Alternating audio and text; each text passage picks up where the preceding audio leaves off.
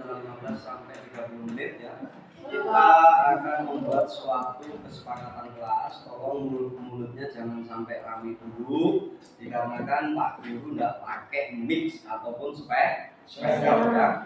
Apa itu kesepakatan kelas? Habis ini akan saya terangkan di slide yang ada di depan kalian ya, biar kalian tahu. Oh, sih Pak Guru, kesepakatan kelas itu kok saya sepertinya merupakan hal yang baru ya.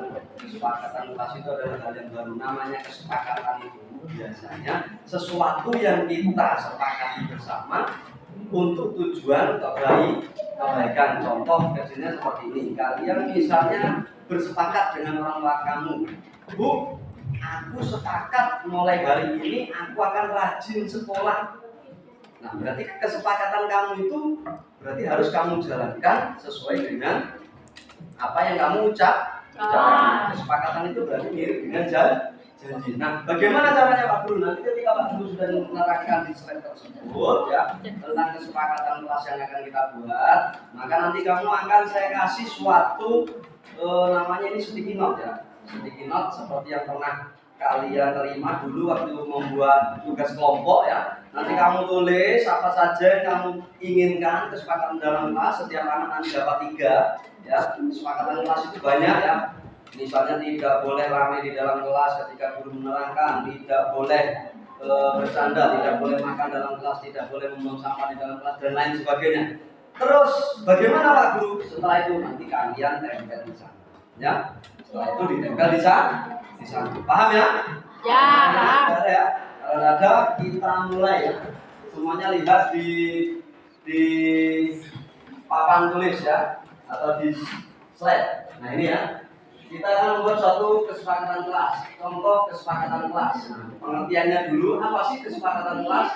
Adalah komitmen bersama antara guru dan siswa. Guru siapa ya? Guru yang guru atau guru yang kelas lain. Karena di sini wali kelasnya Pak Guru, maka yang membuat kesepakatan kalian dengan saya ya. Tolong jangan ramai.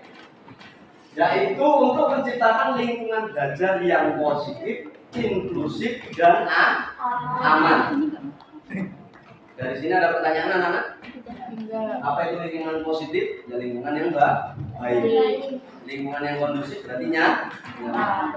Baik, geser. Nah ini kesepakatan kelas apa saja? Contoh ini ya, contoh yang Pak Guru buat semalam di slide-nya Pak Guru yaitu menghormati perbedaan. Jadi seandainya di kelas kalian ada yang berbeda agama, misalnya si A agamanya Kristen, si B Islam, maka kamu tidak boleh mengolok satu sama lain. Jadi harus sepakat, ini harus dihormati. Yang kedua, contoh yang kedua itu menjaga keamanan. Ini yang bawah ya. Yang bawah menjaga keamanan dan keselamatan. Berarti keamanannya siapa? Di sini kita akan menjaga agar kelas ini tetap aman, menjauhkan diri dari kekerasan dan menghormati privasi orang lain. Artinya seperti apa? Keamanannya, barang-barang yang ada di kelas dijaga, kursi, meja tidak boleh dirusakkan. Seperti kemarin Pak Asep akhirnya dandani kursi ya. Pak Asep akhirnya membetulkan kursi karena apa? Kursinya dirusakkan oleh anak-anak ya. Terus barang-barang apa saja? Barang-barang penting misalnya di sini buku setelah pinjam jadi dikembalikan di tempatnya. Itu contohnya ya. Terus keamanan privasi orang lain seperti apa? Misalnya teman kalian itu lemah, jangan kalian bully ya. Itu harus kalian jaga. Artinya tidak boleh membuli temannya. Jadi di situ penjabarannya banyak. Dipecah-pecah menjadi Yang ketiga, mendukung lingkungan belajar yang positif. Seperti apa? Kita akan berusaha menciptakan suasana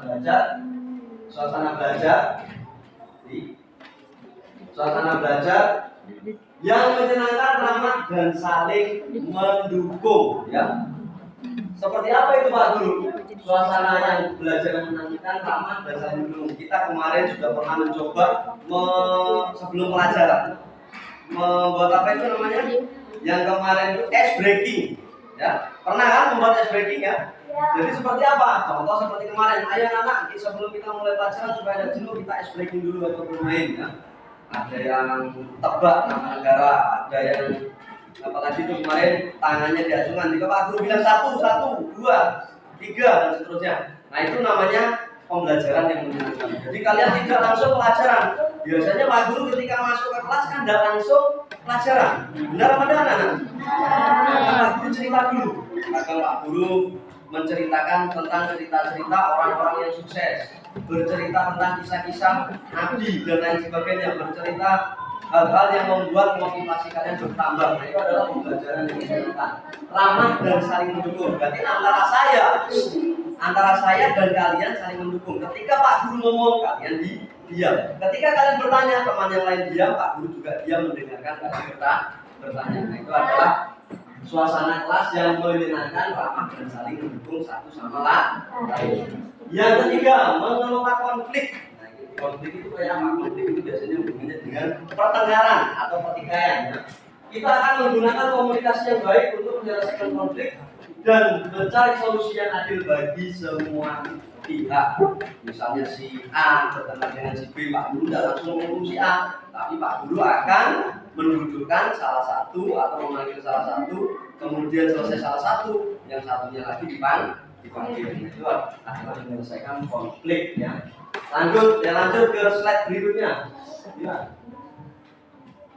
Baik, ini manfaat kesepakatan kelas. Jadi ketika nanti kalian sudah membuat kesepakatan yang akan ditempelkan di papan tulis, manfaatnya seperti apa Pak Guru? Nah, ini manfaatnya yang pertama, menciptakan hubungan yang akrab satu sama lain.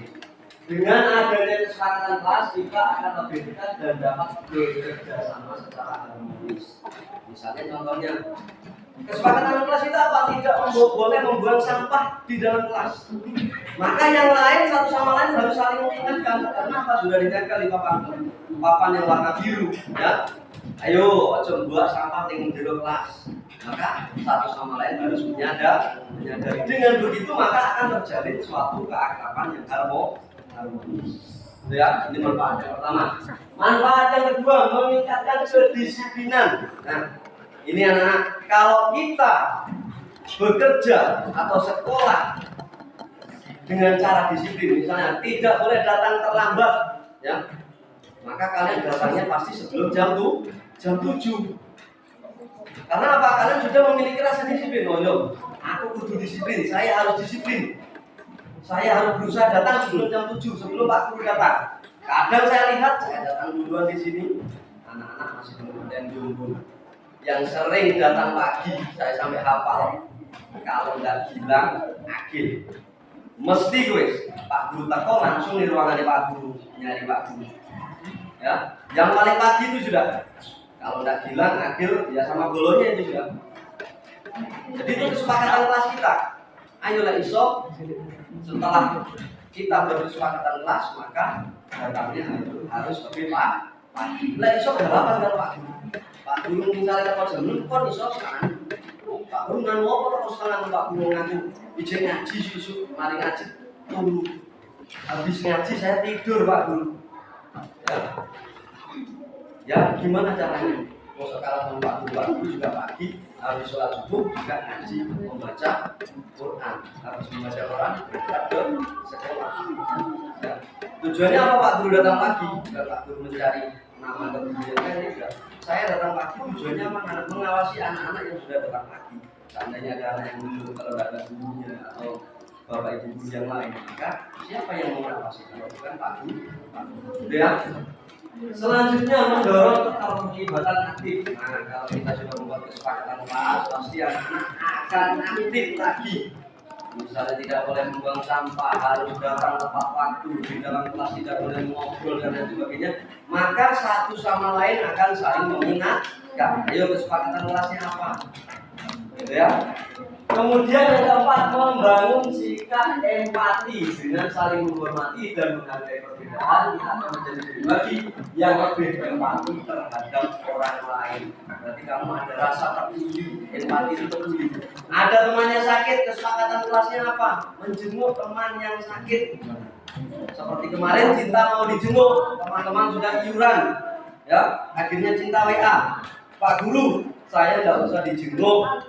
Dikarenakan saya Senin mau masuk, ya. Akhirnya apa? Teman-teman tidak ada yang jadi menjenguk. Nah, ini empati dari kelas 6. Rasa kepedulian anak-anak kelas 6. Jadi gara-gara apa? Gara-gara mereka memiliki rasa empati. Terus empati yang lain misalnya seperti apa? Ketika salah satu temannya tidak bisa mengerjakan tugas, maka yang pandai mengajari caranya, bukan isinya. Seperti kemarin matematika misalnya di kelas 6 beberapa tidak bisa, pasti diajari cantik atau diajari cinta atau diajari alika, ya. Tapi jangan diajari cara, isi, itu ya. Selanjutnya, ayo bilang slide berikutnya. Nah, ini memulai proses kesepakatan kelas. Yang pertama membuat daftar aturan. Aturannya itu tadi ya. Yang kedua diskusikan dengan kelas. Nah, ini kita berdiskusi anak-anak ya. Kita berdiskusi setelah Pak Guru menerangkan, kita berdiskusi apa yang mau disepakati di kelas kita. Aturan apa saja, ayo kita diskusikan ya. Yang ketiga tanda tangani kesepakatan. Nanti setelah selesai di situ di bawah kita tanda tangani bersama-sama ya. Pak Guru tanda tangan, kalian tanda tangan, maka nanti semuanya akan menandatangani. Atau perwakilan Pak Guru enggak apa-apa, bebas ya. Perwakilan misalnya ketua kelas sama Pak Guru saja enggak apa-apa. Yang penting sudah kita sepakat. Lanjut. Nah, ini anak-anak, selanjutnya menghargai perbedaan. Dalam menciptakan lingkungan belajar yang inklusif, kita akan menghargai dan merayakan keberagaman siswa dalam hal budaya, agama, latar belakang, dan minat. Pak Guru tadi sudah menegaskan, kalau kita berbeda agama, maka kita harus menghargai satu sama lain. Contohnya dia mau yang Islam menghargai agama yang minoritas. Ini kan kebanyakan agama Muslim. Seandainya ada teman kalian yang agamanya non Muslim, maka jangan dipojokkan. Yang kedua, menghargai tadi itu perbedaan. Apalagi di sini mungkin ada anaknya orang yang mampu, ya. Terus ada anaknya orang yang sedang-sedang saja, dan ada anaknya orang yang berkekurangan. Nah, oleh karena itu antara yang mampu, sedang, dan berkekurangan jangan saling membedakan, harus berangkulan. Karena listriknya mati, oleh karena itu Pak Guru akan menerangkan tanpa slide, karena saya rasa tadi sudah gambar-gambarnya tahu ya di slide tadi, hanya tinggal 2 materi saja yang belum disampaikan. Yang berikutnya yaitu menghargai perbedaan. Di sini ada keberagaman budaya. Jadi dari adat mana, suku mana, kalian harus menghargai satu sama lain. Misalnya Pak Guru ini dari suku Banyuwangi, ya. Kalian suku Madura mungkin atau suku Jawa, maka perbedaan itu satu sama lain harus dihargai. Kemudian, masuk ke video nanti ya. Kemudian yang lain kerjasama antar siswa. Jadi di sini siswa yang satu dengan yang lain harus bekerja sama dengan baik jika sudah terjalin atau terbentuk suatu kesepakatan kelas. Dan yang terakhir, minat dan bakat. Dalam kelas kita akan memberikan kesempatan kepada setiap individu untuk menunjukkan minat dan bakatnya melalui presentasi dan proyek yang kreatif. Jadi seperti apa? Jadi nanti ketika ada tugas-tugas yang berbentuk proyek ya, maka harus kita berikan kesempatan kepada siswa-siswa tersebut untuk menunjukkan minatnya masing-masing. Misalnya Agil senang gambar, ya maka Agil kita kasih kesempatan gambar ya, dan seterusnya. Baik, selanjutnya anak yang keenam yaitu mengelola konflik. Mengelola konflik di sini yang pertama mendengarkan dengan empati tadi sudah ya. Berikutnya negosiasi dan kompromi. Yang ketiga menggunakan bahasa yang bermartabat, ya, menggunakan bahasa yang bermartabat. Yang pertama mendengarkan dengan empati, yaitu kita akan belajar mendengarkan dengan empati, mencoba memahami sudut pandang orang lain dan mencari solusi yang adil. Ya, jadi bagaimana, seperti apa? Yaitu tadi misalnya ada teman yang bertengkar, maka harus kita lihat siapa yang salah dulu. Kita cek dulu siapa yang salah di sini. Ya. Yang salah si A, ya jangan langsung dihukum yang si B. Kita cek. Kalau memang benar-benar salah, ya Ya kita hukum sesuai dengan kesepakatan kelas yang sudah kita buat. Ya. Yang kedua, negosiasi dan kompromi. Kita akan mempelajari keterampilan negosiasi dan kompromi untuk mencapai penyelesaian yang bermanfaat bagi semua pihak. Jadi misalnya kesalahannya fatal ya, tidak bisa dimaafkan ya, atau masih bisa dimaafkan, maka bisa dinegosiasikan, bisa dikompromikan. Contoh seperti apa? Misalnya Ali tidak mengerjakan PR, sama Pak Guru biasanya kan dihukum hanya untuk mengerjakan PR di luar kelas. Itu komprominya seperti itu. Kalau zamannya Pak Guru dulu waktu sekolah, gara-gara PR apa? Dibentuk sesuai AKI PR, dipukul sesuai banyaknya PR-nya. Itu kalau zamannya Pak Guru enggak zamannya Pak Guru waktu masih SD. Ada PR 10 enggak dikerjakan semua. Ya 10 kali kok. Tapi kalau zaman sekarang kan masih bisa dinego. Kamu mau minta hukuman apa? Kamu mau minta konsekuensi seperti apa? Anu saja Pak Guru lari, ya lari. Kamu mau dihukum seperti apa? Anu Pak Guru nulis PR di luar atau nulis tulisan meminta maaf sebanyak 100 kata. Nah, seperti itu. Nah, zaman dulu udah seperti itu. Jadi tidak ada negosiasi. Sekali gurunya minta menghukum A, ya dihukum A. Dihukum menggaris, dipukul ya sampai mata. Itu perbedaannya di sana ya. Kemudian yang ketiga, menggunakan bahasa yang bermartabat seperti apa? Senantiasa mengutamakan kata-kata yang sopan, menghormati dan membangun untuk menciptakan lingkungan belajar yang ya. Jadi kemarin di upacara itu kan juga sering diterangkan anak-anak bahwasanya anak-anak kalau bicara sama Pak Guru maupun Bu Guru harus memakai apa? Bahasa yang sopan, yang sopan dan santun. Ojo koyo ngomong ning koncone, ya. Jangan ngomong seperti di teman. Baik, mungkin itu saja anak tentang kesepakatan kelas yang akan kita buat. Ayo kita diskusikan dulu ya. Kesepakatannya seperti apa? Enggak, tunggu itu benar. Ya, duduknya benar. Tolong ini diisi sesuai dengan yang sudah kita sepakati tadi ya. Nanti per anak dapat 3 seperti ini dengan 3 warna ya.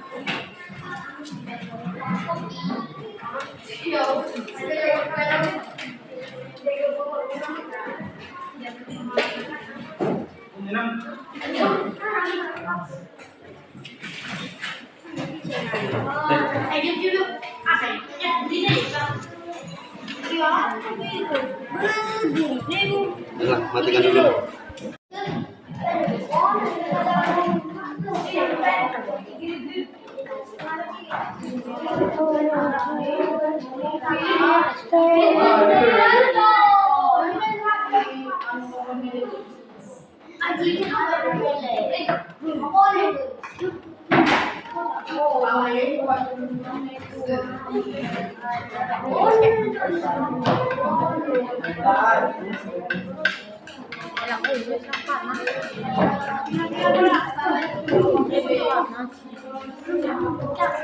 Itu loh, gendeng Ipa nih.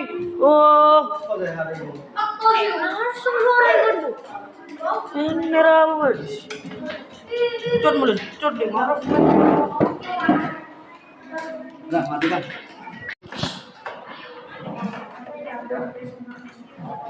Nah, anak ini adalah contoh kesepakatan kelas yang bisa Pak Guru tulis. Ada 10 contoh. Seandainya kamu mau membuat tambahan lagi, Pak Guru, saya tidak cocok dengan yang 10. Saya ingin membuat lagi 1 di bawahnya yang tidak ada di sini. Boleh, ya. Kamu misalnya mau memakai punyanya Pak Guru, pilihlah 3 sesuai yang ada di situ. Kalau bisa satu kelas itu ini kepilih semua, tapi ditambah lagi oleh kalian yang misalnya senang dengan aturan A, B, C dan seterusnya, tambah lagi 2 selain yang punyanya Pak Guru. Paham ya? Jadi ditulis di mana? Di kertas itu 1 kertas ditulis 1-1. Nanti selesai langsung tempel di depan. Yang warna merah sebelah kiri. Ya, warna ya kiri, yang warna biru di tengah, kuning di sini, hijau di sini. Paham? Sudah ya? Siap? Nah, Boleh milih di depan, boleh kalian membuat sendiri. 1, 2.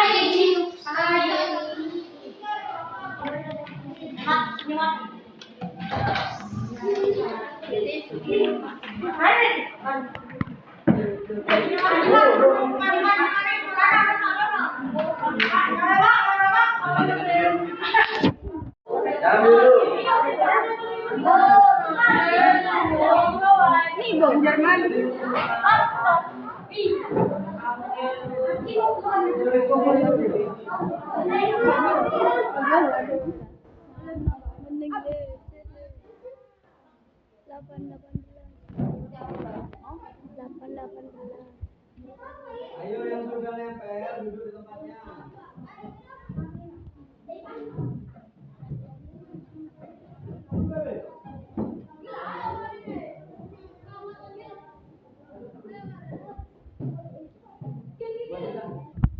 Kuning dan yang hijau.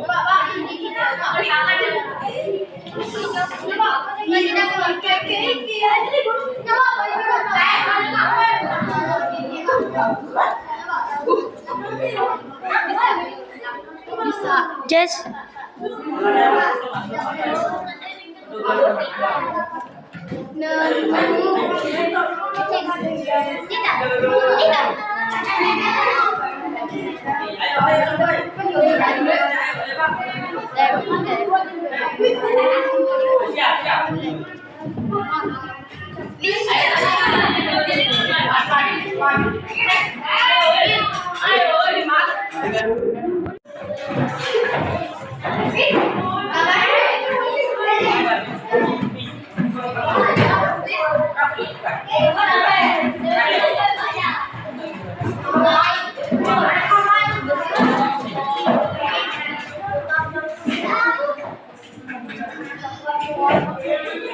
Perhatikan ya, tadi juga kalian tulis ini, ya sudah ditempelkan sama Pak Guru. Ini adalah kesepakatan yang sudah kalian buat bersama.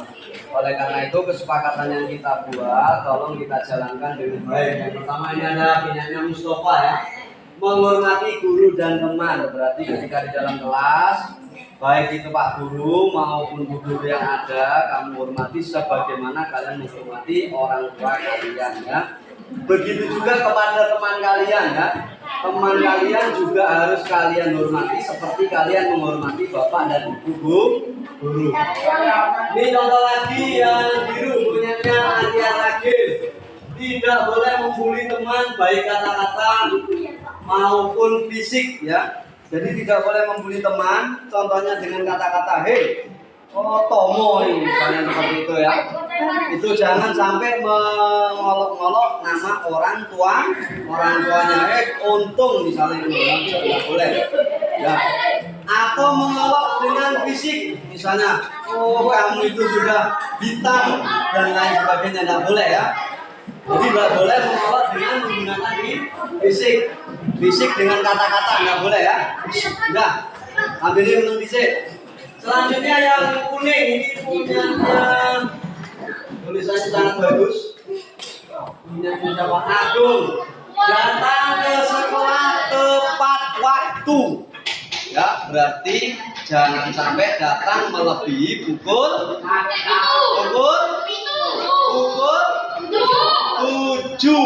ya. Jangan sampai melebihi pukul 7 ya. Artinya sebelum jam 7 sudah ada di sekolah. Dan selanjutnya ini yang hijau punyanya Putri. Saya baca yang tulisannya yang bagus-bagus. Yang tulisannya belum bagus bisa nanti diperbaiki lah sambil latihan. Bukan berarti tulisannya kamu jelek, bukan. Tapi belum bagus, masih ada kesempatan untuk memperbaiki. Memisahkan teman yang sedang berkelahi. Bagus, walaupun tidak ada di situ. Itu Putri membuat sendiri, yaitu ketika ada teman yang berkelahi, misalnya tidak ada Pak Guru atau Bu Guru, kamu segera memisahkan, jangan sampai seperti kejadian kemarin-kemarinnya ya. Ada siswa yang berkelahi, ada siswa yang berkelahi, tidak ada yang memisahkan sampai lebam semua ya. Jadi temannya yang merasa badannya besar segera dipisahkan ya. Terus yang ditonton lagi punyanya Nadif, menjenguk teman yang sakit. Nah ini kalau ada temannya yang sampai 1 minggu nggak masuk kayak Andre ya, segera kalian jenguk. Kecuali ada yang kelihatan, Pak ternyata Andre main, bagaimana Pak Guru? Ya kita cek bersama-sama bener sakit apa enggak. Jadi seperti itu ya, itu kesepakatan kelas kita. Bagaimana dengan kesepakatan kelas yang sudah kita buat? Setuju apa tidak? Siap dijalankan? Ya. Coba kalau semangat tangannya ke atas semua. Semangat. Lagi, satu kali lagi. Semangat. Sudah, terima kasih banyak.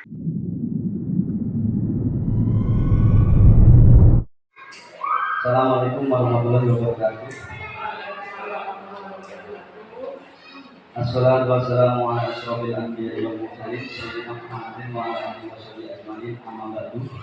Yang saya hormati Bapak Kepala Sekolah SDN Pancakarya dan Bapak Ibu Guru SDN Pancakarya yang sudah sudi kiranya menghadiri acara pada hari ini.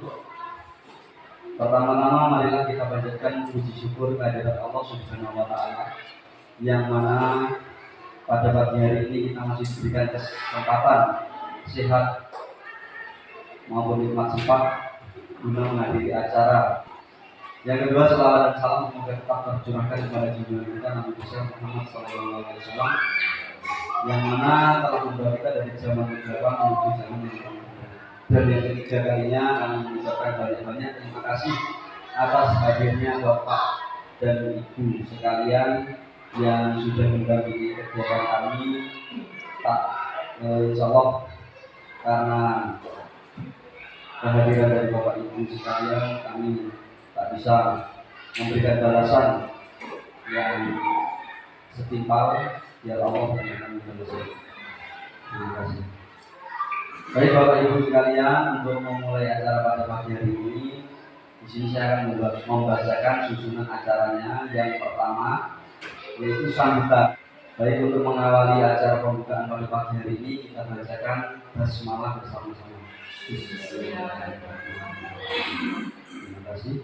Untuk acara selanjutnya yaitu sambutan dari Bapak Kepala Sekolah kepada beliau. Silakan.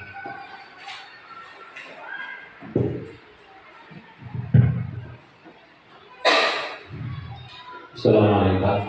Kami selaku dengan sekali lagi mengucapkan terima kasih. Assalamualaikum warahmatullahi wabarakatuh. Mungkin itu yang dapat kami sampaikan. Kurang lebihnya alhamdulillah. Saya akhiri. Wassalamualaikum.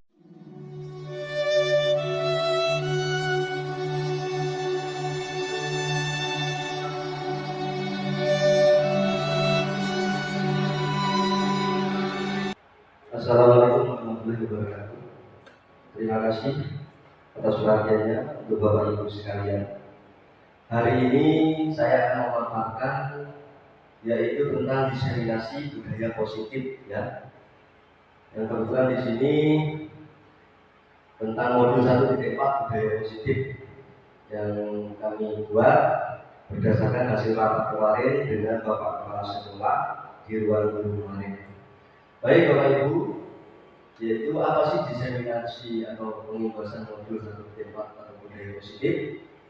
Mari kita tahu geser ke slide berikutnya. Nah ini ya, diseminasi budaya positif ya Bapak Ibu tahu semua pengertiannya, yaitu mengetahui pentingnya budaya positif di sekolah dan bagaimana menerapkannya secara efektif untuk menciptakan lingkungan belajar yang sehat dan inspiratif. Maksudnya bagaimana? Sebenarnya budaya positif ini sudah sering dilakukan oleh Bapak Ibu sekalian. Ketika kami belum melakukan pemaparan atau presentasi, itu sudah sering dilakukan oleh Bapak Ibu. Contohnya apa? Seperti ketika masuk kelas, siswa-siswi bersalaman dengan Bapak dan Ibu guru.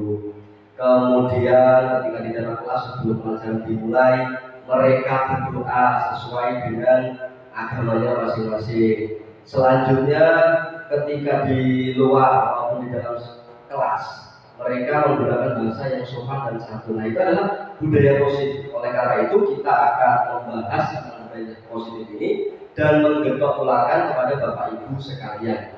Semoga saja nanti Bapak Ibu dengan ilmu yang saya miliki walaupun sedikit ini akan bermanfaat. Geser Bapak. Baik, budaya positif di sekolah yaitu nilai-nilai dan kebiasaan-kebiasaan di sekolah yang berpihak pada peserta didik agar mereka dapat berkembang menjadi pribadi yang kritis, hormat dan bertanggung jawab. Nah, di sini sebenarnya anak-anak itu kita latih disiplin, ya. Kita latih berpikir atau menjadi pribadi yang kritis, yang selalu hormat dan bertanggung jawab kepada bapak dan ibu guru dan juga kepada orang tua mereka yang ada di rumah. Maksudnya seperti apa pribadi yang kritis itu? Mereka mungkin berpikirnya lebih kritis, ya. Kemudian selalu hormat kepada orang tua maupun bapak dan ibu guru dan bertanggung jawab. Sebagai contoh, ketika mereka telat atau masuk ke dalam sekolah atau ke dalam kelas telat, mereka akan jika mereka memiliki rasa tanggung jawab, mereka akan menerapkan rasa tanggung jawab tersebut. Mereka akan merasa bersalah dengan adanya budaya positif yang akan kita sampaikan. Selanjutnya, perubahan paradigmanya yaitu untuk membangun budaya yang positif, sekolah perlu menyediakan lingkungan yang positif, aman dan nyaman agar murid-murid merasa nyaman ketika berada di sekolah. Ini maksudnya seperti apa? Untuk membangun budaya yang positif, sekolah perlu menyediakan lingkungan yang positif. Berarti di sini bapak dan ibu guru harus selalu berpikir positif. Kemudian lingkungannya harus aman dan nyaman. Maksudnya aman di sini anak-anak merasa terlindungi, ya. Terus suasana kelas maupun suasana sekolahnya nyaman. Di kelas mungkin ada pajangan apa yang membuat siswa itu merasa nyaman. Kemudian di luar kelas, di tempatnya di halaman sekolah, mereka merasa nyaman ketika ada sesuatu yang membuat mereka kangen untuk masuk tiap hari. Terus kemudian lingkungan yang positif itu selain halaman maupun ruang kelasnya, bapak dan ibu guru juga harus selalu berpikir positif kepada siswa. Misalnya seperti siswa melakukan sebuah kesalahan, harus kita tanya dulu dengan menerapkan segitiga restitusi yang seperti video saya keluarkan di forum grup kemarin, ya. Yaitu ketika ada siswa, ada langsung kita hukum. Ketika siswa merasa bersalah, mereka kita panggil dulu, kita tanya kesalahannya, terus kita berikan masukan. Nah, itu namanya segitiga restitusi. Kemudian selanjutnya, yaitu sebuah disiplin harus dikaitkan dengan kontrol. Dalam hal ini peran guru dalam mengontrol siswa sangat diperlukan. Artinya seperti ini, ya, sebuah disiplin harus dikaitkan dengan kontrol. Dalam hal ini peran guru dalam mengontrol siswa sangat diperlukan. Karena apa? Biasanya anak-anak itu tunduk dan patuh hanya kepada gurunya. Saya sendiri merasa punya anak, ketika saya perintah mereka itu tidak langsung berangkat. Dikarenakan apa? Yang mereka takuti itu hanya gurunya sendiri, baik itu ketika dia di dalam sekolah maupun ketika bertemu di luar sekolah. Kalau sudah ketemu gurunya, apapun yang diperintahkan oleh gurunya, mereka pasti akan melaksanakannya. Beda dengan anak kita di rumah, ketika disuruh oleh orang tua, mereka tidak langsung menjalankan. Nah, ini harus dikaitkan dengan kontrol. Peran guru ini sangat penting untuk mengontrol siswa. Oleh karena itu, siswa itu pasti akan tunduk dan patuh kepada bapak dan ibu guru. Baik, itu bapak. Kemudian selanjutnya, ini kita kaitkan dengan filosofi keadilan menurut Ki Hajar Dewantara tujuan pendidikan yaitu menuntun segala kodrat yang ada pada anak-anak agar mereka dapat mencapai keselamatan dan kebahagiaan yang setinggi-tingginya, baik sebagai manusia maupun sebagai anggota masyarakat. Di dalam filosofi KHD, kodrat zaman dan kodrat alam sangat ditemukan Bapak Ibu. Yaitu kenapa kok perlu kodrat zaman? Dikarenakan zaman kita, waktu kita sekolah dengan zaman sekarang itu tidak sama.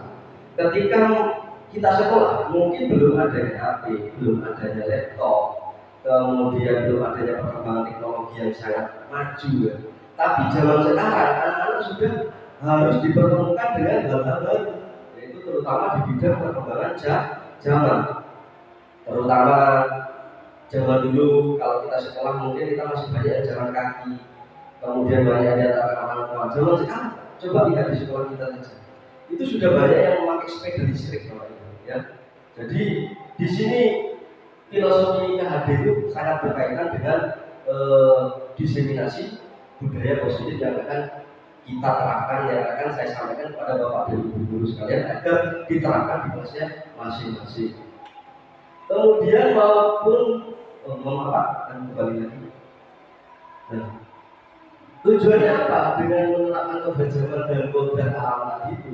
Yaitu agar anak mencapai kebahagiaan yang setinggi-tingginya, baik sebagai manusia maupun sebagai anggota masyarakat. Artinya di sini sebagai manusia mereka nantinya jika lulus baik itu dari sekolah dasar, SMP maupun SMA, mereka akan sangat dihargai oleh lingkungan masyarakatnya dengan kita hubungan dengan filosofi KHD tadi ya. Jadi ketika kita mendidik siswa, kita hubungan dengan filosofi KHD dengan menerapkan budaya positif, maka nanti kelak mereka jika lulus akan dihargai oleh masyarakat ya, akan dimanusiakan. Maksudnya dimanusiakan ya dianggap mereka itu lebih kompeten daripada yang lain. Mungkin seperti itu pemahaman dari saya Bapak Ibu. Baik, lanjut Bapak. Nah, ini tujuan presentasi yang saya paparkan kepada Bapak Ibu sekalian. Yang pertama yaitu mendidik siswa. Satu, menyadarkan pentingnya budaya positif dan memberikan mereka pemahaman tentang manfaatnya dalam kehidupan sehari-hari. Kemarin sebelum saya menyampaikan diseminasi budaya positif itu sekitar 2 bulan yang lalu, saya sempat menerapkan keyakinan kelas kepada anak-anak kami, khususnya di kelas kita, di kelas selanjutnya, bahwasanya di situ kurang lebihnya bersama. Tujuannya keyakinan kelas itu untuk mengontrol perilaku anak-anak agar mereka tidak sampai melakukan tindakan-tindakan yang menyalahi tata tertib sekolah. Seperti contohnya kemarin mereka harus datang tepat waktu. Kemudian ketika guru menerangkan tidak boleh ngobrol di dalam kelas. Ketika sudah masuk kelas tidak boleh makan dan minum di dalam kelas. Kecuali memang sudah benar-benar mereka dalam kondisi sakit yang mengharuskan mereka harus makan atau minum. Itu pun juga kalau gurunya mengizinkan lebih baik dikurangkan saja ya, daripada nanti terjadi hal-hal yang tidak diinginkan. Jadi mendidik siswa di sini menyadarkan pentingnya budaya positif. Karena apa? Kalau tidak ada yang mengarahkan sesuatu tersebut, maka dianggap perilaku yang mereka lakukan itu semuanya tidak benar. Oleh karena itu guru fungsinya di sini sangat penting, yaitu untuk mengontrol mereka untuk melakukan hal-hal yang positif. Kemudian yang kedua, mendukung pengembangan karakter, membangun nilai-nilai positif seperti kerjasama, saling menghargai dan rasa percaya diri. Di sini kerjasama antar siswa akan terbentuk jika mereka lebih sering menerapkan budaya positif di sekolah mereka. Karena apa? Kalau mereka kita ajari hal-hal yang baik, maka pergaulan mereka pun dengan teman-teman di kelasnya akan baik juga. Jadi di situ mungkin insya Allah tidak ada pembulian, tidak ada pencurian, baik itu barangnya teman maupun pemajakan uangnya teman dan lain sebagainya. Di sini karakter mereka akan dibangun dengan mendukung pengembangan karakter. Yang selanjutnya yaitu saling menghargai. Dengan begitu pasti ketika mereka saling kerjasama akan terciptalah rasa saling menghargai dan menghormati satu sama lain. Karena apa? Sudah saling bahu membahu untuk menerapkan budaya positif yang ada di sekolah kita. Kemudian rasa percaya diri mereka akan tumbuh. Ketika mereka sudah sering menerapkan budaya positif di sekolah, ya, rasa percaya diri, rasa tanggung jawab disiplin mereka akan tumbuh. Jadi ketika mereka melakukan kesalahan, mereka otomatis akan menyadari kesalahan mereka tersebut. Oleh karena itu, di sini rasa percaya diri mereka akan tumbuh. Selanjutnya yang ketiga, tujuan presentasi yaitu meningkatkan kualitas belajar, yaitu menciptakan lingkungan yang mendukung konsentrasi, motivasi, dan rasa senang dalam belajar, yaitu dengan adanya diseminasi positif tadi yang mohon maaf kita diskusikan pada siang hari ini, yaitu saya menyerahkan kepada Bapak Ibu guru, semoga apa yang saya sampaikan tadi juga bermanfaat. Nantinya Bapak Ibu guru juga akan menerapkan ke kelasnya masing-masing, yaitu akan menciptakan lingkungan yang mendukung konsentrasi mereka. Seperti apa? Jadi ketika mereka di dalam kelas, mereka akan belajar dengan nyaman, seperti yang saya sampaikan di awal tadi. Motivasi mereka akan semakin berlimpah, rasa senang dalam belajar mereka juga akan semakin berlimpah. Ibaratnya tidak ketemu dengan Bapak dan Ibu guru, mereka akan merasa sangat kangen, ya. Jadi tidak ada rasa takut mau sekolah dikatakan, oh saya takut karena gurunya sangat menakutkan, saya tidak sekolah, saya tidak mau mengikuti pelajaran ini dikatakan gurunya sangat menakutkan. Nah, oleh karena itu dengan tujuan presentasi pada hari ini membuat tujuan itu membuat siswa akan semakin merasa nyaman baik di dalam kelas maupun di luar kelas. Selanjutnya Bapak. Nah, definisi budaya positif yang pertama menghargai keanekaragaman, yaitu memperhatikan perbedaan individual dan menghormati keberagaman latar belakang suku, agama, dan budaya. Di sini akan diajari cara menghormati keanekaragaman, ya. Karena negara kita itu negara yang beraneka terdiri dari banyak suku, terus agama. Oleh karena itu kita harus selalu menerapkan menghargai keanekaragaman tersebut dan kita berikan kepada anak-anak, yaitu dengan cara apa? Menghormati latar belakang. Contohnya di sini ada siswa yang kurang, ya, terus siswa yang kebutuhan ekonominya menengah dan ada yang kaya. Dari situ mereka harus saling menghargai antara yang kebutuhan ekonominya mampu maupun yang kurang mampu. Kemudian dari suku, di sini juga di daerah Jember sendiri sukunya berbeda-beda. Bapak Ibu, ya, ada suku Jawa, suku Madura, saya sendiri juga suku Osing, ya. Oleh karena itu keanekaragaman ini harus kita hormati. Kemudian dari segi agama, ya, pastinya kita memiliki 6 agama di Indonesia itu, ya, ada Islam, Kristen, Katolik, Hindu, Buddha, dan Konghucu. Oleh karena itu jika diterapkan terus, apabila ada siswa yang berbeda agama, mereka juga akan saling menghormati di sini. Dan budaya setiap daerah juga berbeda, karena suku berbeda pasti budayanya juga berbeda-beda. Kemudian pola pikir positif melihat keberhasilan sebagai langkah menuju perkembangan diri dan memiliki sikap optimis dalam menghadapi tantangan. Nah ini, ya.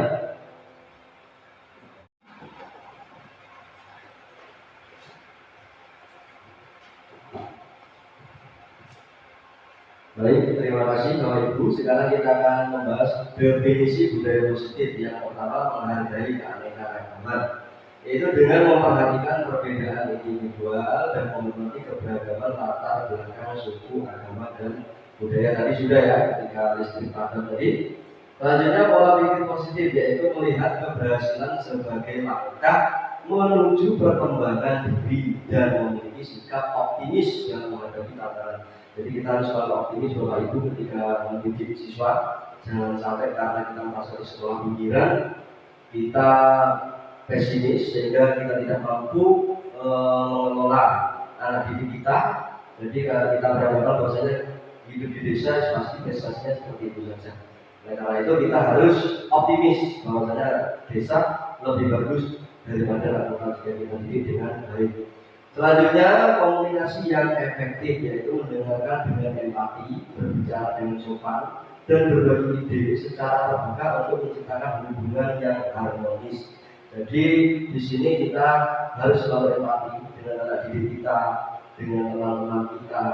Kita harus berbicara dengan sopan kepada anak didik kita agar mereka juga berbicara sopan kepada kita. Karena kalau kita berbicara sembarangan maka akan ditiru oleh mereka. Itu Bapak Ibu.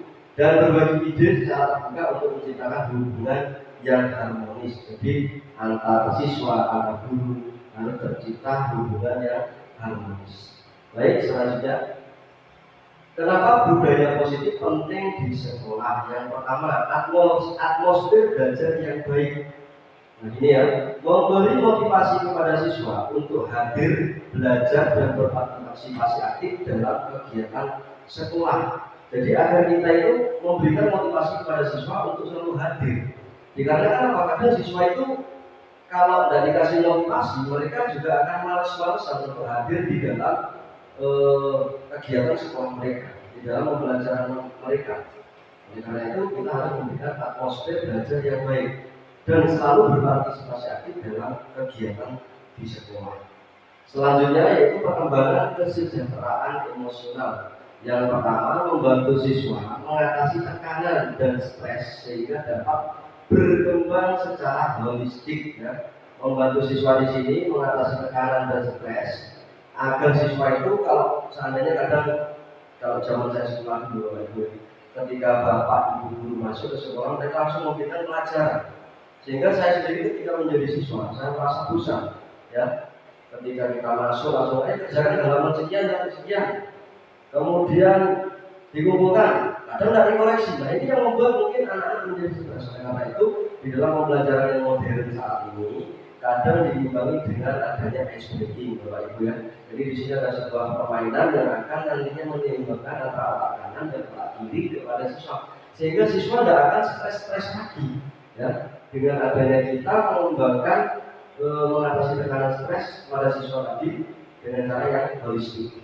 Kemudian berikutnya yaitu pencegahan perilaku negatif kepada siswa ya, atau kepada siapapun yang ada di sekolah. Membentuk pola perilaku positif dan mengurangi konflik, kekerasan dan perilaku negatif lainnya. Nah, ini Bapak Ibu ya perlu diketahui. Jadi membentuk pola perilaku positif yang namanya saja kita mengembangkan budaya positif, maka ujung-ujungnya pasti hasilnya insya Allah juga akan positif. Dan mengurangi konflik. Kenapa sampai saat ini di televisi sering terjadi tindakan-tindakan guru memukul muridnya, terus kemudian wali murid memanah mata orang tua atau gurunya yang memanah mata gurunya. Itu dikarenakan mungkin kurangnya penerapan budaya positif yang ada di sekolah mereka. Sehingga mereka mungkin hanya diajar saja. Sehingga kadang mereka pendidikan anaknya atau perilaku yang sesuai dengan karakter Pancasila tadi itu kurang. Jadinya yang mungkin timbul seperti itu. Dan saya sendiri juga tidak paham ya.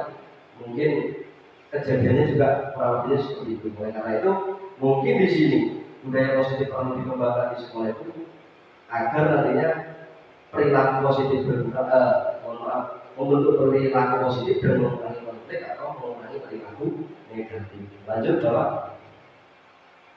Kemudian cara menerapkan budaya positif di sekolah kita, yang pertama model perilaku positif. Guru dan staf sekolah menjadi contoh yang baik dalam berperilaku dan berinteraksi dengan siswa. Jadi ya kita sendiri Bapak Ibu yang harus berubah.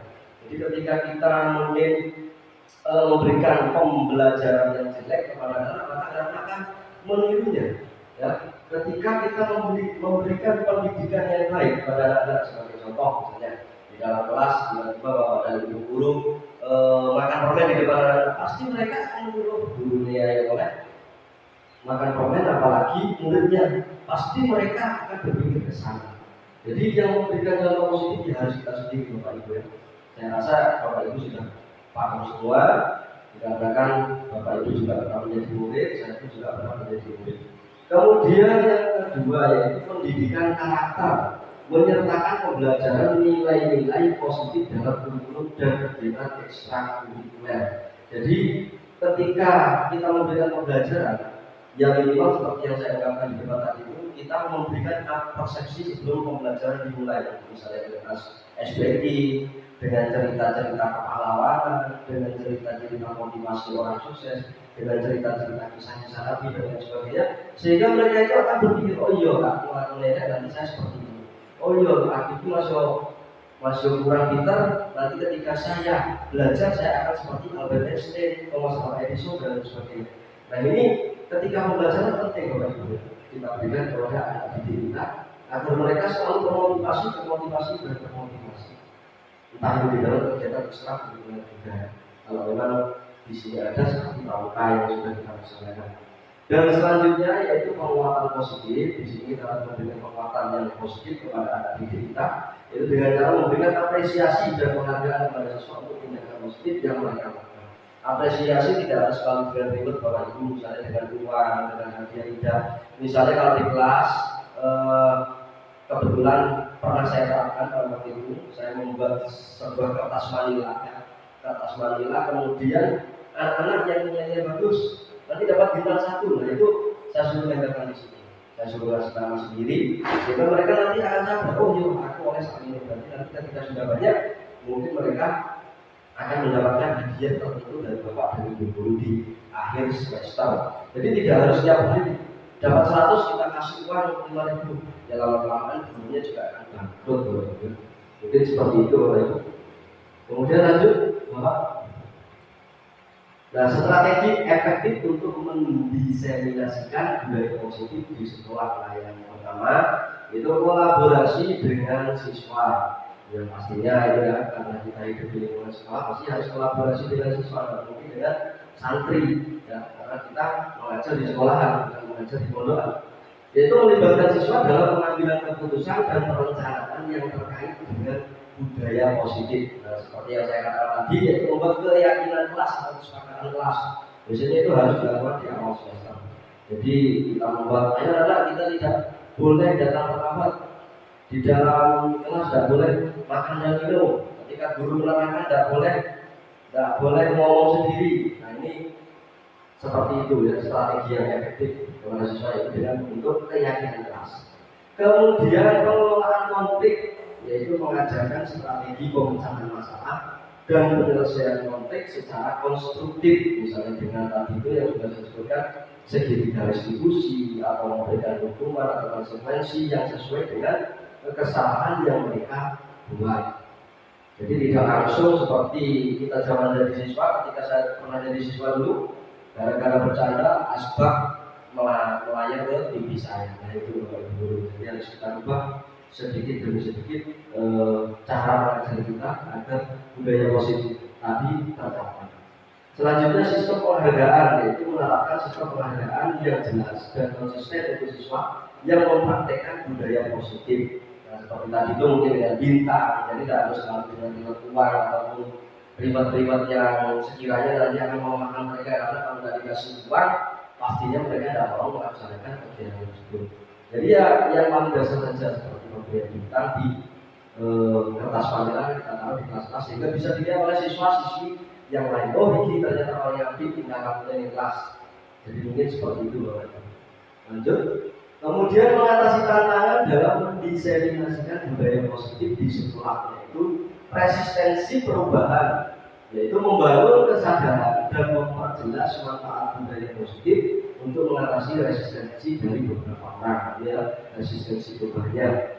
Kemudian yang kedua, keterbatasan sumber daya, yaitu mencari dukungan dari mitra dan menciptakan kolaborasi untuk meningkatkan ketersediaan sumber daya. Misalnya di sini apa yang tidak ada, ya kita mungkin bekerja sama dengan mitra, baik itu kolaborasi dengan rekan guru, dengan pimpinan, dengan komite, dengan wali murid dan lain sebagainya. Kita harus menyediakan di sekolah apa yang sekiranya tidak ada. Kalau memang dana tidak ada, ya kita bekerja sama dengan pihak wali murid. Seperti kemarin kita membuat sesuatu karena memang itu ada usulan dari komite, maka kita bisa melaksanakan.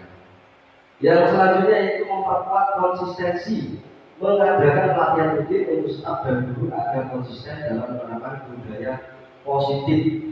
Nah, berarti Bapak Ibu guru tidak harus latihan menunggu. Jadi kalau bisa kita menjemput bola, bukan harus menunggu bola ya. Jadi kalau memang ada pelatihan-pelatihan baik itu tingkat kabupaten maupun nasional, harus kita jemput agar ilmu kita dalam menerapkan budaya positif tadi itu semakin banyak, sehingga kita tidak menonton di sisi sini saja ya. Baik itu mungkin ilmu yang saya berikan pada hari ini, ya sebenarnya bukan memberikan ilmu, kita diskusi pada pagi hari ini agar sekolah kita semakin baik ke depan.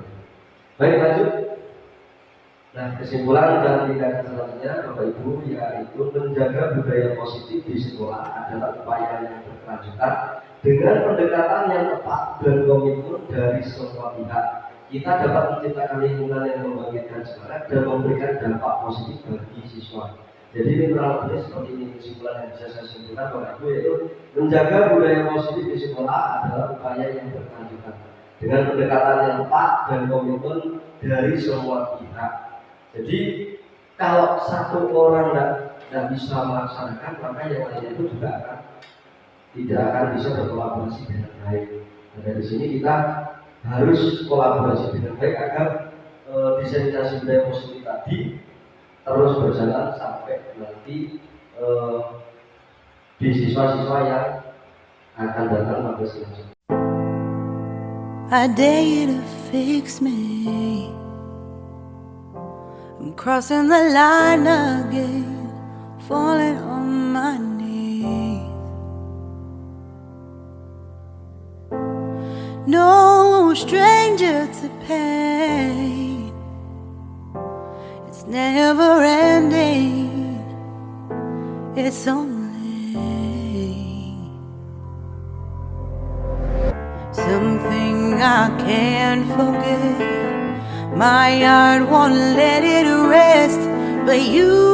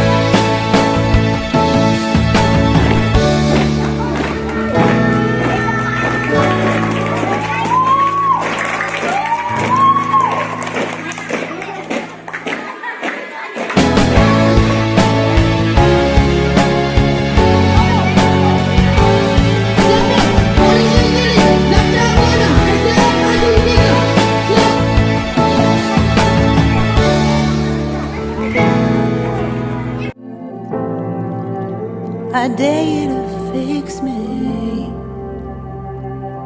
I'm crossing the line again, falling on my knees.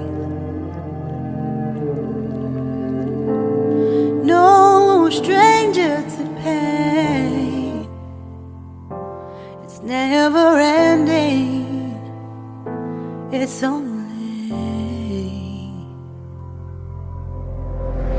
something I can't forget.